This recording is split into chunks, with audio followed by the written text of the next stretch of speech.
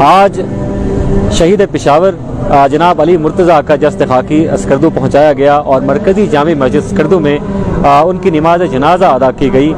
آغا سید باقر الحسینی صاحب نے ان کا نماز جنازہ پڑھایا اور نماز جنازہ میں رکعت آمیز مناظر تھے۔ ہزاروں کی تعداد میں لوگ شہید کے نماز جنازے میں شریک ہوئے اور شہید کا جو جسد خاکی ہے وہ احتجاجی مظاہرے کی شکل میں یادگار اسکردو لایا گیا، جہاں پر احتجاجی مظاہرہ بھی ہوا اور احتجاجی مظاہرین سے شہید کے والد محترم جناب حاجی زرمس خان صاحب نے بھی خطاب کیا اور ان کے خطاب کو سن کر ایک حوصلہ ملا اور ایک شہید کے والد ہونے کا انہوں نے ثبوت دیا۔ انہوں نے کہا کہ میرے بیٹے نے شہادت کا رتبہ حاصل کیا ہے جس پر مجھے فخر ہے۔